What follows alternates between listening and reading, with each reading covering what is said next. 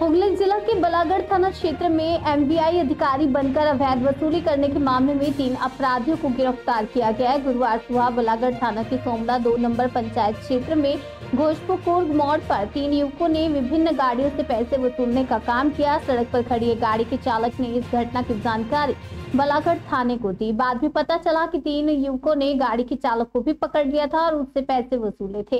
गाड़ी के चालक ने बालागढ़ थाने में लिखित शिकायत दर्ज कराई और घटना स्थल पर पहुंची बालागढ़ थाना की पुलिस ने संदिग्ध पाए जाने पर युवकों से पूछताछ की तो उन्होंने स्वीकार किया कि वे एमवीआई के कोई अधिकारी नहीं है। इसके बाद उनकी असली पहचान सामने आई और तीनों युवकों को गिरफ्तार कर लिया। কালকে রাত্রিবেলায় 2:45 নাগাদ একটা ইনফরমেশন আসে আমাদের কাছে। প্রসূন ঘোষ বলে চন্দ্রাতে বাড়ি একজন ভদ্রলোক বলাগড়ের, উনি কমপ্লেন করেন যে উনি কালনা সাইড থেকে এসটিকে রোড ধরে টুয়ার্ডস বলাগড়ের দিকে আসছিলেন। সেই সময় আমাদের নাটাগড়ের কাছে ঘোষপুকুরের যে জায়গাটা আছে ওখানে ওনার গাড়িটা আটকায় এবং চেকিং করার নাম করে নিজেদেরকে পরিচয় দেয়। 3 জন আসামি ছিল।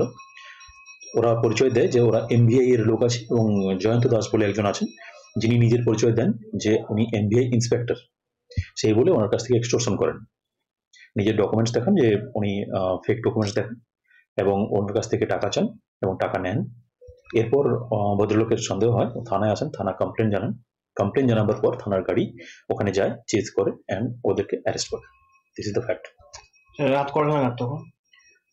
2:45 নাগাদ ঘটনা আমার কমপ্লেন হয়। তারপর থেকে এর আগেও কি কোনো ক্রিমিনালের সঙ্গে যুক্ত ছিল?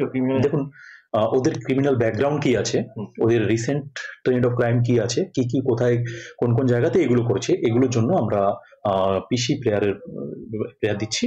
এই সাধারণ পোশাকে ছিল না কোনো বিশেষ পোশাকে ছিল? না, সাধারণ পোশাকেই ছিল, বাট ডকুমেন্টস শো করেছে, ফর্জ ডকুমেন্টস আছে। এদের কাছে কি পাওয়া গেছে? ওদের কাছ থেকে নেসেসারি ডকুমেন্টস সিজ করা হয়েছে এবং আমাদের ওর গাড়ি সিজ করা হয়েছে। এরা ঢাকার বাসিন্দা? এদের বাড়ি শেওড়াফুলিতে। বলাগড়ে সেই ধরনের ঘটনা ঘটেছিল। স্যার বলছি এদের কোনো টাকা পয়সা পাওয়া গেছে এদের কাছ থেকে? দেখুন নেসেসারি জিনিসপত্র সিজ আমরা করেছি। এখন এই মুহূর্তে আমি ওদেরকে আবার পিছিয়ে নিচ্ছি, কারণ আমার কাছে ইম্পর্টেন্ট যেটা আছে এদের জ্বর কত দূর পর্যন্ত বিস্তৃত সেটা আমার জানা প্রয়োজন আছে।